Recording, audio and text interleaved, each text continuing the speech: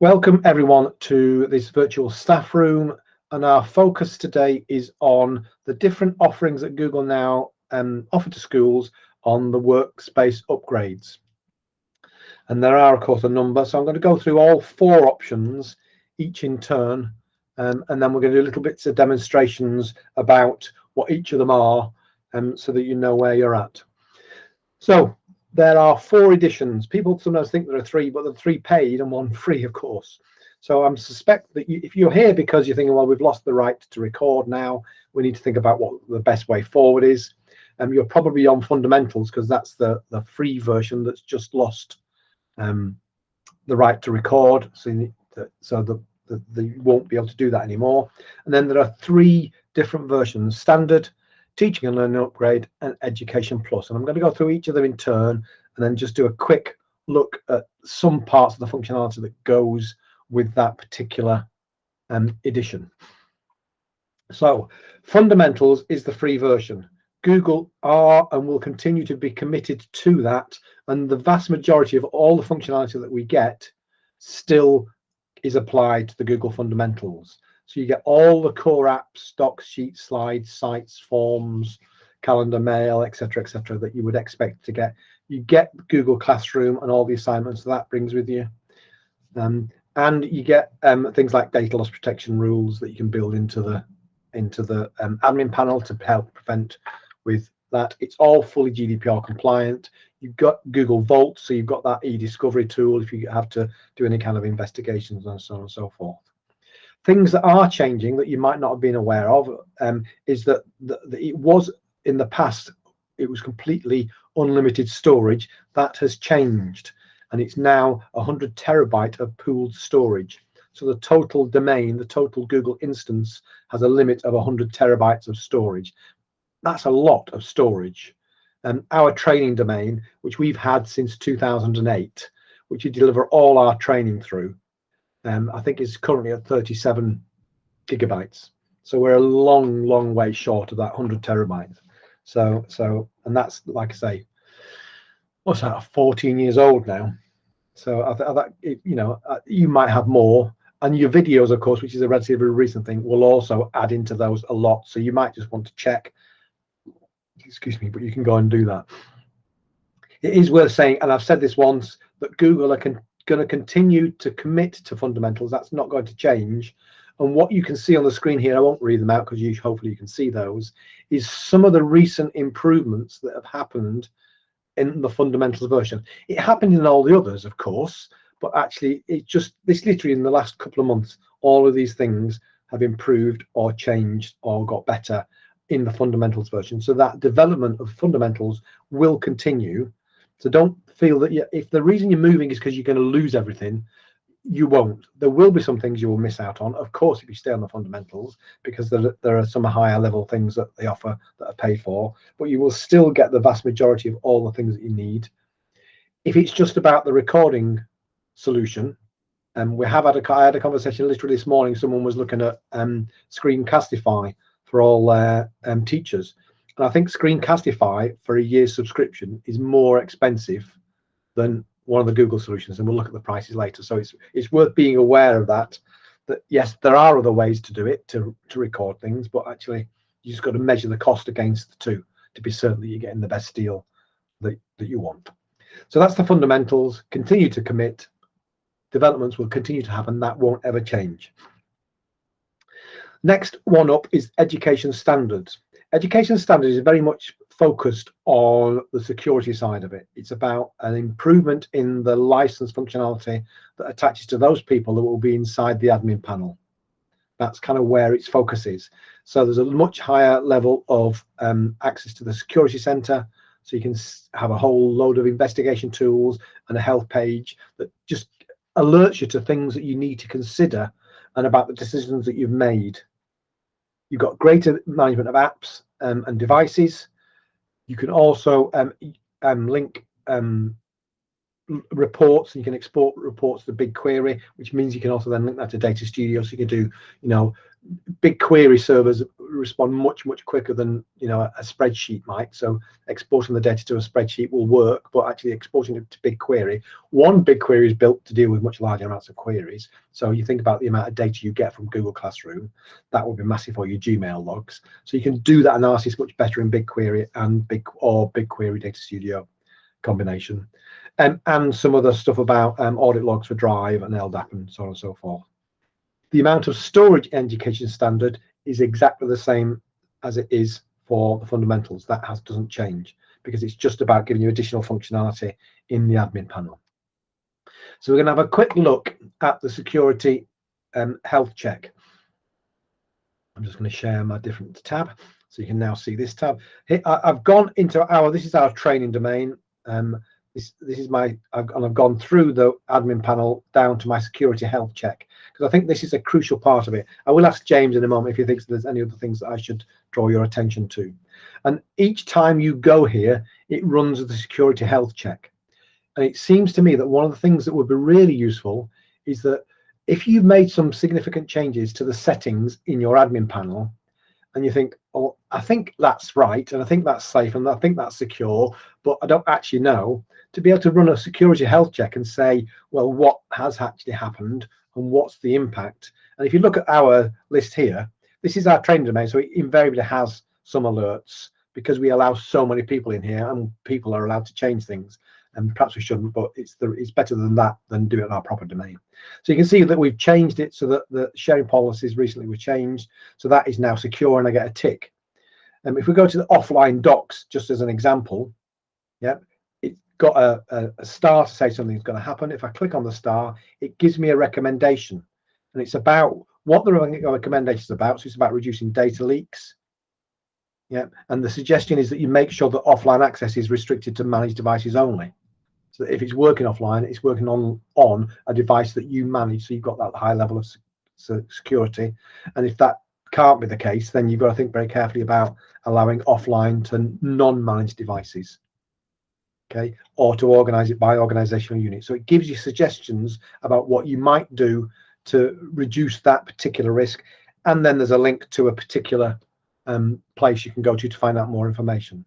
So it just gives you a chance to see where the risks are within your organization or within a single place. And you can see I've got 38 settings that it's done a run of to tell me what I need to know and what tasks I need to do. And like I say, if I was still I managed the admin panel for my last school, even though I was a teacher and I did have an technician.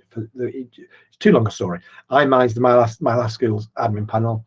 So this, to be able to make the changes, because I had a reasonable amount of knowledge, but I'm not a technician, to make that change because I thought that was best for learning, and then go here and check, have I now left myself vulnerable to risk? That would have been really useful, and it wasn't available then, but that's the way it was. So that's one of the key things that you get. And James, whilst you're on the call, is there anything else in here that you think I should show people that you get with the standard in terms of the security area? I think it's important to point out that where you've got the grey next to each of these, or whether you've got a green tick, the green tick means that you've followed the correct security. In an educational establishment, you shouldn't necessarily have all of those turned to green. You should have some greys, because obviously the workspace is designed for business as well. So within an educational settlement, how you set it up is going to be very different to how a business might set it up. In the security tool, if you go to the second page, Paul, that's very useful when it comes to your administrators. So if you scroll down to the bottom, that will tell you all about your sort of two-factor authentication, and it will tell you how many administrators have got two-factor authentication and how many have not. So it's a very quick way of seeing, who's not got two-factor turned on, and then you can sort of like give them a nod and say you need to turn on two-factor, because that's absolutely crucial for anyone with admin access to the admin domain. Yeah. I mean, I strongly expect that yours will not have 300 or more super admins. We do, because we've done training for hundreds of thousands, well, not hundreds, but certainly thousands of people. So they've used this domain. That's why we have so many. but yours obviously won't have that many. But yeah, that for me is the key. That and like you said, you get a recommendation about, you know, what are the risks and what should you do, which is just by clicking on each of these things. That one's fine, these ones aren't. Okay. Do you want to say anything about the investigation tool, James? It just does what it says on the can, basically. Allows you to sort of, like, anything that sort of like happens within your domain, you can drill down and actually investigate what's going on. So you select a data source. So I don't see. I've not ever done this. I'm not sure that this is us doing it on the fly. Yeah. Let's just see what we get. I've actually just chosen calendar log events because it's one of the new ones, because I've never looked at the calendar log events. I'm not even sure we'll get anything necessarily.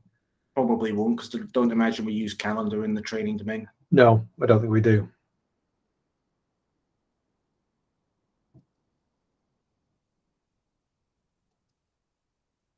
It's clearly taking too long. There's tens of thousands of users in here.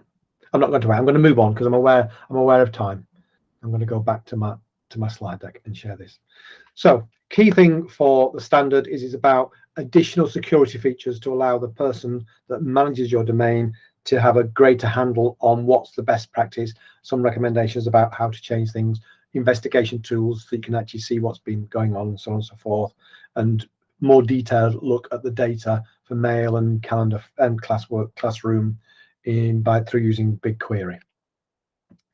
The next one is a teaching and learning upgrade, and as the label suggests, it's about the tools that the teachers might use in the classroom. So the number of people in a Meet increases up to 10,000 for a live stream, and up to 250 within a standard Google Meet. You get the Q&A tools, the poll tools, attendance tracking in Meets, breakout rooms, and the option to record. When add-ons eventually arrive to Classroom, you'll get those as well. And you get the originality reports. Originality reports are Google's version of Turnitin, if you like. The significant difference for me is that what the originality reports do is they allow the students to check. So if the students have taken text from a number of sources and tried to turn it into their own words in the way that they're supposed to, so it reads like they've written it, and it's that process, isn't it, of getting, you know, a source from the internet, reading it, understanding it, and turn it into your own words. They can then run an originality report, and it'll give them a percentage accuracy. So if all they've done is changed a couple of verbs and the odd adjective, then they'll get, you know, an 80-90% match with the original, and they'll know they're not going to get away with that to claim it their own. But if they're getting a 10-20% match, then, you know, if it's about the life of, you know, some famous historical figure, you know, there's a limit to how much you can say. So there is going to be some matches because it's going to be similar information, but so they won't get a 0, but they want to get the number as low as they can. So it's great that the students can do that check as well as the teacher. So that for me is a really, really good thing. Okay, 100 terabytes of storage overall, but then each of the licenses gets an additional 100 gigabytes. So each teaching and learning license, which goes to teachers, of course, yeah, gets 100 gigabytes per license. If you buy 10 licenses for teaching and learning range, for example, and you've got 20 teachers, only the 10 teachers with the license assigned to their account will get that additional 100 gigabytes. The 10 who don't won't, of course. It's not right across the board. It's only those who've got a license assigned. So if you need that additional storage per account, then you need to make sure that each of the teachers, if this is the option you take, have a license assigned to their account. Okay. So we're going to just very quickly have a look at some of the Meet tools. I'm just going to stop sharing for a moment, and I'm going to come into my, in fact, I'll share this screen. In fact, that's the way to do it, and stay in this Meet. So as I stay in the Meet, you'll be able to see me working. So you'll be looking at yourself slowly disappearing into the distance. Okay, so in the fundamentals bit, you get the host management tools. Those are already there in the host management tools. That's what this one is, and it's the shield in the bottom right hand corner. You won't have it in this Meet because I'm the host. I'm the primary owner of the Meet. If you were the primary owner, you made one for your student, for example, you would have that shield, and you'll have these tools. And really useful that, you know, if I was still teaching, I would probably turn off chat messages and mute everyone and so on and so forth, control the way my lesson started, so I got a cleaner start. So they're great, but they go across all the licenses. The next tool along is the little triangle, circle, square, and these are the additional tools that you get with the teaching and learning, and indeed with the Education Plus. So if I start with polls, and I'm doing it this way so you can see how it would work. So I'm just going to use a question mark as a shortcut for my question rather than having to write a question out, just so you get a flavour of it. So as soon as I've written the question and put my options in, I can launch it straight away, or I can save it. So if you are lucky enough to have a little bit of time just before the beginning of a lesson, you could come into the Meet, prepare your polls, and these could be temperature check questions that you might ask. You've taught the concept, 2 or 3 quick temperature check questions just to check that the students have understood before you then move on, or whether you need to consolidate and revisit some of the information. But in this example, I'm just going to launch. So you should hopefully see a little message pop up in the bottom right hand corner. If not, you've got the triangle, square, circle icon, so you can click on that. When you click on it, can you just go select A or B? It doesn't matter which one you select. And you should, if you're flipping between the poll and looking at the screen, you should see that I can see the results, but currently you can't. But actually, there is the option to show the results here. So if I click the slider, hopefully your screen will refresh, and you'll now be able to see the results in a little chart or in a little table. When I'm happy that everyone's had a go and everyone's had a vote, I can end that poll. Yeah, but I could also have been creating another poll whilst I was doing that in preparation for the next task. So you don't have to necessarily, but you can't prepare them beforehand. You've got to have gone in and just a few moments early, or just copy and paste them from a document or whatever, have them ready to make on the fly whilst the students are doing something. So those are your polls. I'll talk about what you get at the end when we get to the end. You've got the Q&A. Can you please do this for me now? Go to the triangle, square, circle, go to the Q&A, and if you could each ask a question. And the reason I want you to ask a question is because there is functionality inside the Q&A which I think is really useful.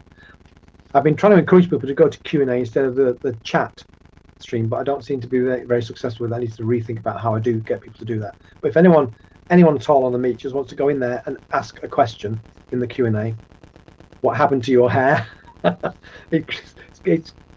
It's all there. This is a fashion statement. Is anyone having sound interference? Well, that's interesting. Oh, I mean, sorry. My phone was next to my audio interface. Hopefully, Marcus, that's solved it. Okay, so once you've asked your question, can you... Good question, Dave. Welcome. Can you upvote somebody else's questions? Just have a look at the other questions. Oh, already happening. Marcus has got 2 votes. Excellent.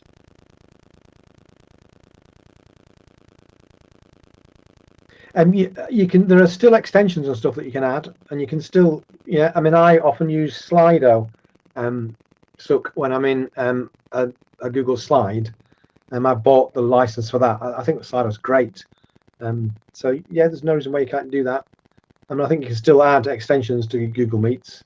We haven't got any attached anymore, but we used to have them, because we've now got the full enterprise license. Okay, so you can see I've got lots of points votes for them. Here I am as the teacher. Yeah, I'm going to deal with the questions now, class. I've turned the Q&A off so I don't get any more questions coming in.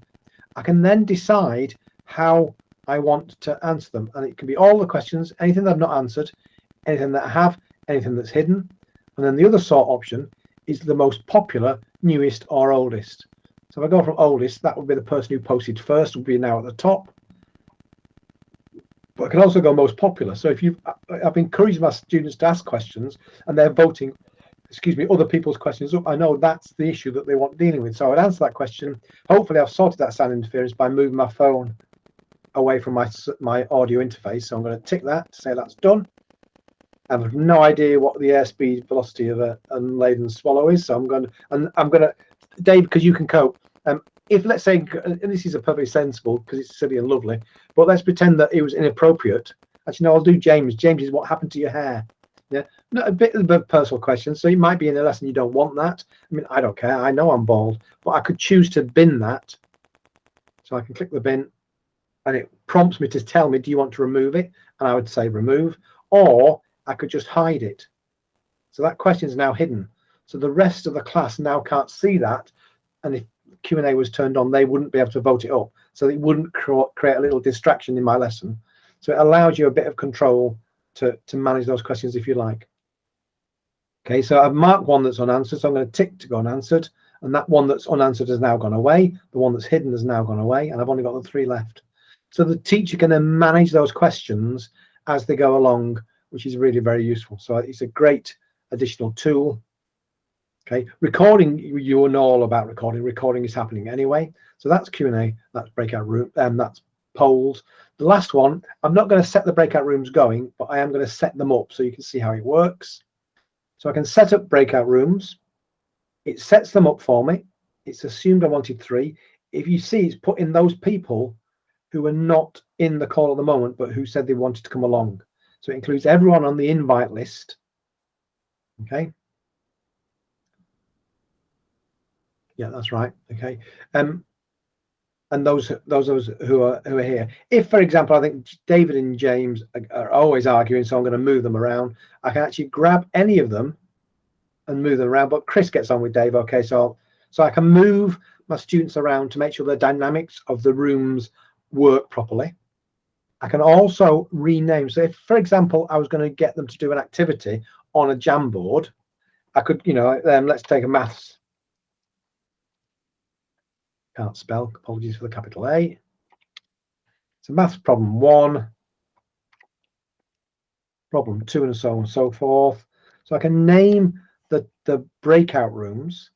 I could, if I had a pre-prepared Jamboard that had, 3 slides, maths problem 1, maths problem 2, maths problem 3, with the maths problem on it, the students then know when they click on the link, they would go to the Jamboard, go to the second page, what's called problem 2, and they, as a team, would then work out the solution to that particular problem. So you can use the labels within your breakout rooms to guide the students to where they would go to. You can move them around to get the right dynamics. Yeah, you can remove people. You can even, let's say, for example, Owen hasn't done his homework and I need to have a quick chat with him. I can put Owen in the main room and say, right now, off you go, start your work. And then, Owen, I've left you in the main room. I want a quick chat with you. So it allows you to manage the kind of dynamic of that room completely by managing who goes into which room. When you click, you can also set a timer. So I'm going to end the breakout rooms after a set amount of time. 30 minutes we're going to go with. I think I might just, I'm going to make it less. I'm going to make it 5 minutes and go, okay. So there's timers set. There are 3 breakout rooms. Okay, things to remember about breakout rooms.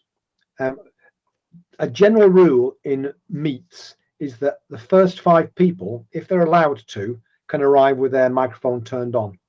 The 6th person onwards automatically arrived muted. So if you've got a class, I mean, this is a small group, isn't it? So if these were like groups of 5 and I was entering a Google breakout room as a teacher, I'm the 6th person, so I would arrive muted. So just be aware of that. So you've got to remember to unmute. And now there's been a recent upgrade that when everyone returns back to the main room, they all return back to the main room muted. So again, they need to be aware that when they arrive back, they're muted.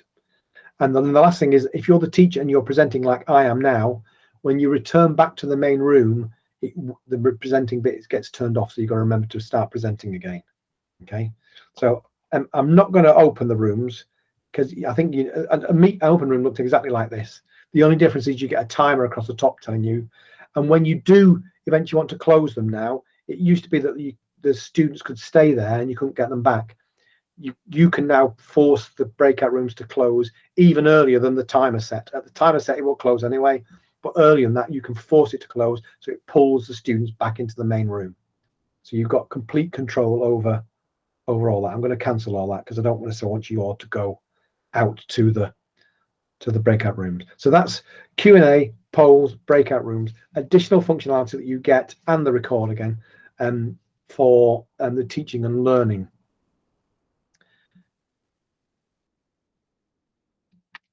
So that's fundamentals, standard, which is the security one, teaching and learning, which is the teaching and learning tools. Education Plus is an amalgam of all of those things. It has everything that all the other accounts have. Higher number of people for a live stream. So if you're a very large organization, if you're a multi-academy trust with 20, 30 schools or whatever, and you want to do a live stream across all of your schools, then you could do that. Okay.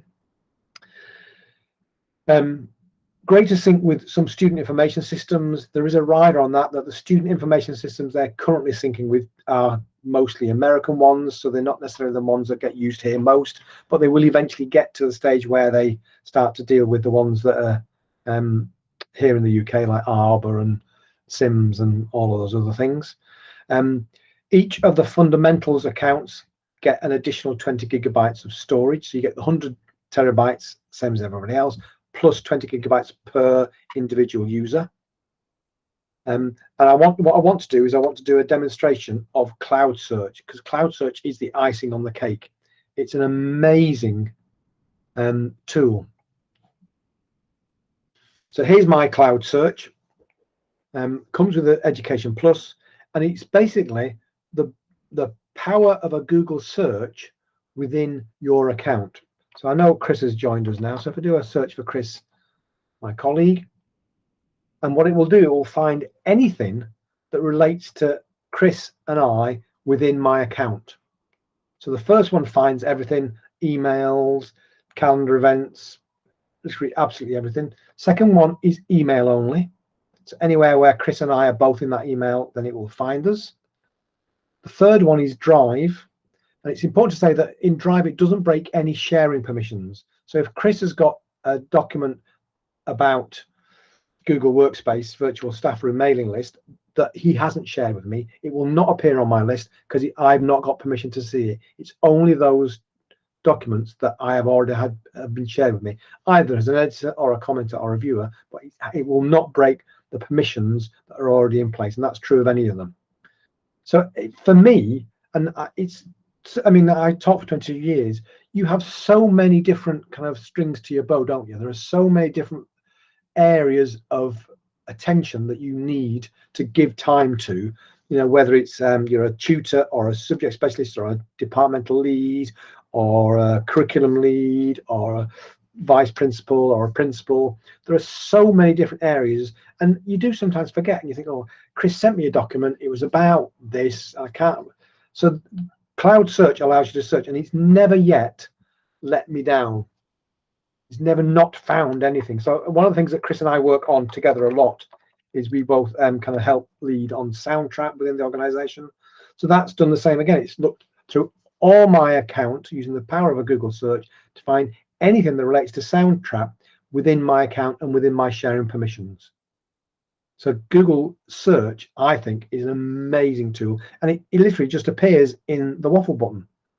I don't even know where it is now. Cloud Search. Oh, there we go. There's my Cloud Search icon. Okay. So that's Google Cloud Search, an amazing tool, I think, and really, really definitely worth considering if you are thinking about that upgrade. I think it will make a big difference. Okay. So final question, which I'm sure is the question that everyone wants to ask. I don't know, Chris, are you still on the call? Do you want to go through this for everyone? Yeah, I can do. You'd need to tell me what I'm going through though, first of all. I'll share this tab instead. I didn't press the button. There we go. The pricing models. Yeah, just the pricing models. Yeah, certainly. Okay? Yeah, I can certainly run through that. Yeah, as Paul's probably explained, or he's running through the three different packages: Education Standard, which is aimed at the administration side of things, teaching and learning, the teaching option, and Education Plus, which covers off both the teaching and the admin side of things. If you wanted to start with an Education Standard subscription, this is based on an annual subscription, and you would need to cover off all enrolled students, full or part-time. The students are charged at £2 per student. You will get a free staff upgraded license for every 4 student licenses that you pay for. Now, that will obviously only give you the same functionality that you would get with Education Standard. So you get all the additional administration and security tools, but nothing else. You wouldn't get any of the teaching upgrades. The teaching and learning option, which is aimed at staff, the breakout rooms, polling, etc. They are purchased on an annual, well, you can actually buy these on a monthly subscription at £2.25 per license, but usually most people will take out a subscription at £27 per year. There's no limitation on these, so you can purchase one. The license can actually be moved around between staff as well, although that can be a bit of a headache. So most institutions will buy enough licenses to cover the number of staff who are looking to benefit from these tools. Teaching and learning licenses can be added to education standard as well. So if you cover off your entire education standard suite with the additional security features, you could add 1, 10, 100 teaching and learning licenses if that's cheaper than the Education Plus option. Education Plus, which is the complete package, admin and teaching, that comes in at £3.20 per student per year. That is again based on your total enrollment, full and part-time, of students. And again, with that, you'll get a free staff license for every 4 student license that you purchase. And with this option, again, the staff licenses will allow the upgraded teachers to get not only the admin cover, but also the teaching and learning tools as well. Okay. Another thing as well I'll just mention is you can add additional teachers to the teaching and learning, or if your enrollment changes or you want additional licenses adding for Education Plus or standard, all you'd need to do is contact us and we can sort that out for you. They are based on a pro forma basis and we can get those set up for you the same day. Really easy to do. Does that cover it off, Paul? Is that okay? That's brilliant. Thank you very much for that. It's just nice Fantastic. To have a different voice rather than me going on all the time. James helped earlier. So very good, very good. Yeah, sorry I was a little bit late to this meeting. The only other thing, Paul, I don't know whether I might have missed it. I guess the only other difference that's come in recently between Education Plus, teaching and learning and Education Standard is the number of participants in a Google Meet session. Education Plus increased to 500 recently. Teaching and learning is at 250. Education Standard, it's just your basic 100 for that particular one. So maybe just worth mentioning that as well. No, excellent. Thanks for that, Chris. No problem. I'm just going to, in the chat, pop a link to the Google website that does a comparison of the different licensing options. So if there's anything you've forgotten or you want to revisit it, then you can go and look there and see what you do and don't get between the different license options. Are there any questions from anyone at all?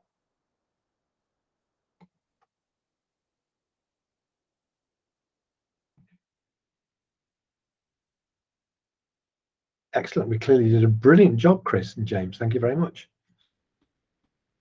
So I suppose the other question from us then is, if you would think you would like to proceed with a trial, and we can organise a trial. Is it 60 days with 50 licenses? Chris, is that right? Yeah, it's 60 days, 50 licenses. Those 50 licenses as well can be assigned to staff and switched around. So if you wanted everybody to try it for a month, you could assign them to 50 users at the start of that month and then swap them over and give somebody else a try. So yeah, very flexible, easy to set up. Just get in touch and I can sort that out for you. And just stick your email in the chat, Chris, so people have got that. So they yeah, I'll do that now. Yeah, no problem. Thank you. So Chris is the person who leads on this, so he'll be able to set up the trial for you should you want it. And that's the best way. Dave, can you remind me which license level that you're on? Yeah, we're on Education Plus. We've got the kind of the legacy edition, if you like. All right, okay. And what's you put .com instead of .net, Chris? What's your impression? Does it feel like it's value for money? Very, very difficult question to ask. I think on any given day, I may have different opinions. I think that certainly for those users that we have that are heavy users of Google Meet, then yes. For me as an administrator, then yes, certainly. I think that sometimes maybe when we're coming back to a more standard way of working, I'm grateful for the fact that I managed to get the initial subscription at a reduced rate, to be honest. And I sit here asking myself, when that reduced rate expires, because there was a 50% discount, wasn't there, originally, that Google offered to try and get people onto. It wasn't called Education Plus at the time, was it? It was Zephy. Yeah. And I wonder if we lose that discount, whether I would definitely continue. I would have to review it at that point. But I think certainly if you've got the use case for it, then it's well worth it. I think what is fair on some of the licenses is that ability to move things around. With Education Standard, you've got to buy a minimum number of licenses that match your number of students, haven't you? But with the teaching one, I think that's a fair approach, and I think that if we did lose the discount, then that might be where I looked at going. But the way these things work, they're always evolving, so I would have to review it at the next renewal stage, really. Yeah. I think what might be interesting is if when we eventually get round to looking at all the European laws that we've just accepted as UK laws for the moment, whether they make any decisions about specifying regions for data in the UK version of GDPR when it's updated, that might put a different slant on it, because that currently isn't available on the fundamentals. Mm-hmm. And I think one of the other things we had a conversation about, which I didn't mention, was the labels thing, which has come to Education Plus, which is, I think, is a potential, if it's managed properly, has the potential to be a great data loss protection help. It's not actually, I suppose it is a tool. Labels is basically you can assign labels to documents by a rule. So you can say if this document has financial information in it, set it that can't be shared outside the organization. But you can also allow people to assign labels and then apply a rule that's saying if this label's applied, then allow this. So I think the labels thing, which comes with the Education Plus, might be a really powerful data protection rule that people can start to make use of if it's managed and used properly. Yeah, I'm keeping an eye on that one, because we're using labels to enforce rules with our Gmail in terms of data retention. So I'm intrigued as to see where that's going to go with Google Drive. Yeah. But also, as new features are released, and for those on the call who've not been part of it, I'd definitely point you towards the C-Learning monthly virtual staff rooms that cover the new features, because they're excellent. But also, you do a good job of signposting which features are Education Plus only or teaching and learning only.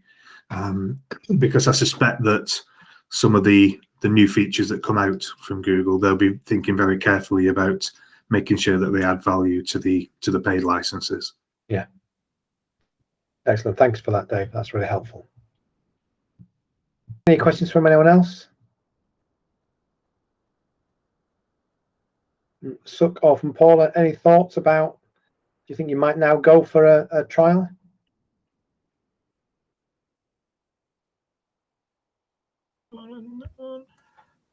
It'll be something I have to speak to our trust, because any trial will probably be at a trust level on their domain rather than probably my local school ones, because that's what we're sort of the final where they're looking to go.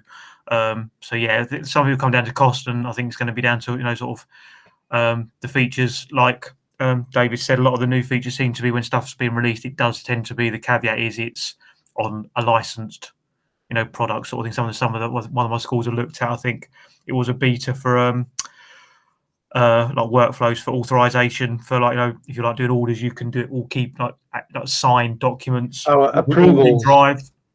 Again, I think that's an enterprise plus, or that's an Education Plus, or at the very least an Education Standard option. So those kind of features that you thought, actually that'll be for those schools that want to go completely paperless with their orders, rather than having people printing, signing, and it can all be kept within Google. Again, we need the licensing for that, and other like the MDM side of it that comes with the Education Plus would be something that sort of those kind of benefits are the things we're going to look at. But again, it just comes down to cost versus sort of what's want to be used. Yeah. But yeah, absolutely. Chris, as in Paul's example, some of the schools are separate Google tenancies at the moment. Could they have two trials? Could they have one on the main MAT domain and one on these separate primaries? Yeah, I would say so. If they're not cool. If they're not linked, if it's they're all completely separate. Yeah. So yeah, two completely different sort of domain names for two different schools. Yeah, you could have one for each. That's I think the other thing I would say as well, Paul, is that sort of the new pricing structures that came in. Yeah. I think the small to medium-sized schools were losing out in terms of the licenses per staff member and sort of the minimum I think we discussed that at the beginning of lockdown. Yeah, that's sort of the minimum price point or minimum devices when you've got a small school and small staff. It's like, well, it just seemed a big cost for small benefit at the time. Absolutely, yeah. It's certainly a lot more flexible now. I think they've listened to the sort of the feedback that they've had, and they've made it more approachable and affordable for smaller to medium. So with regards to license, are there any breakpoints with regards to, you know, if a trust suddenly trying to say, I want to get, I don't know, 1,000, 2,000, 3,000, you know, Education Plus, for example, is there any breakpoints in prices, or is it fixed whether you're buying one license or buying 1,000? It's still going to be, you know, 320. Yeah, funnily enough, somebody's just asked me this. It wasn't you, Paul. Somebody else has asked me this exact same question. I've just actually been typing away. Need a scale and all that. Yeah, obviously great minds. Yeah.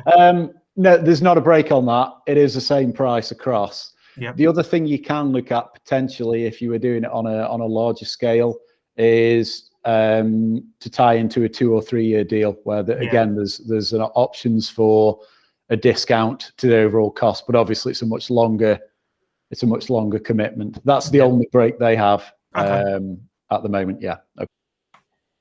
Excellent. Good. Any other questions? Any observations? Anything from you, Suk?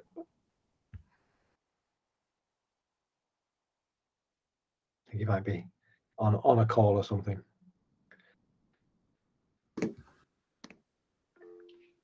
Yes, go for it, Dave. I'd just say with regards to licensing there, Paul, if you're thinking about that, my approach, so I have 6 schools in my trust, and my approach to it is very much, we are using a lot more Google services than we are Microsoft services. So I'm looking very closely at our Microsoft licensing methods, and I would like to see a reduction in Microsoft costs. So we don't need all the bells and whistles on the Microsoft licenses that we have if we're using Google. And for the cost that I'm paying for our schools for the enhanced Google license, it's nowhere near as much as we're paying on Microsoft licenses. Yeah, it's got to offset it on. Yeah, that's how I'm kind of trying to justify it and trying to play it going forward. If we can reduce our reliance on the Microsoft services. And of course, Microsoft are already in that mindset of pushing people to the cloud anyway. Yeah. So their licenses are going to get more and more Azure focused. So it's a dark art anyway, isn't it? Microsoft licensing. Yeah. So keeping an eye on that, it's refreshingly simple as the Google one. So that is what I would say. So keeping an eye on the Microsoft one and trying to offset the cost of the Google licenses by reducing the cost of the Microsoft licenses. It's the way that I'm playing it. And yeah, it is very much a moving picture on both sides. You know, we've already talked about how new features are coming out from Google, and the more advanced ones are Education Plus only. So that's what I would say. Keep an eye on what it is that you get from Google versus what you get from Microsoft. Paul, are you aware about our updates that Dave mentioned? First, I'll tell you about it anyway. The first-ish Monday and Tuesday of the month. So the next ones are Tuesday the 1st for tech updates of February, but because it's the 31st of January on the Monday, it's the 7th of February for the user interface. And so I do 2 updates once every month, and I go through I collate all the updates from January and say, these are the things that just happened in your admin panel. And like Dave says, I'll let you know whether it's been fundamentals or teaching, learning, or standard Education Plus. So you know whether it applies to you or not. I also occasionally alert the admin people to things that are actually user interface stuff, but will have there are some settings in the admin panel, or it will fox your staff when things suddenly start popping up because I think they've broken something. But then I also do a user interface one. So if you're the person that does the training within your organization, you can say, well, actually, staff I'm gonna have to tell staff this is going to happen, so they're aware of it, so it doesn't scare them when it arrives. You know, because mostly it's fractional changes, so most of it doesn't get noticed. So the big thing this month is the tables. They've just completely updated tables in Google Docs. Have you seen that? Not, probably not that I know. I know it's nothing like, slides or sheets of late study, or the menu suddenly change, which is, I say, it's a good thing, it's constantly evolving, but sometimes, you go from one day to the next and it's like, well, that's gone now. Where's that moved to? Or like the admin panel, suddenly you've got stuff sliding out and then the next day it's, it's just constantly trying to keep up. But they once did some significant updates on our training domain Friday night, and I was doing training on the Saturday. So I'd prepped on the Friday, gone home, started my training the next day, and I felt like an absolute amateur. It was terrible. No. There it is. That's it. Yeah, no, it was. Yeah, but I mean, I quite like that it is dynamic, that there is constant improvement. Yeah, it does, absolutely. Yeah, that's very true. And but do please come along. You're welcome to attend any. It's the same link as the one you used today. In fact, okay. I only asked people to register, so we knew how many people were coming along. That's just for anyone. I say, don't have to be like a paying customer just to check. No, it's all. No, absolutely anyone. And we started in lockdown. March the 23rd was the first one, and we just wanted to do something to help people when they were in this kind of completely strange world of how on earth do we now deliver when we can't even get in the classroom. Yeah. So we've covered everything from, what's the best policy for some massive, great big whole multi-academy trust question, right the way to retention policies. We talked to Dave about retention of data, because of course if you get a freedom of information request, and you've kept data since you started your Google domain, then you've got to go through and redact it all before you hand it out to the person. That could take you a month, so you've got a whole load or the person in reception that on the office, it takes them a month. Yeah, absolutely, it would do. It'd be a nightmare, wouldn't it? No. So yes, and right the way down to where's the button for, so it's from the macro to the micro, and there's nothing that's not up for grabs. And we've had all sorts of people there. We've had mental health ones, and so and those will continue. I am thinking just after half term about doing one on VR, and I'm going to do it through Alt VR or Engage VR or something. So actually do one that's in a virtual environment.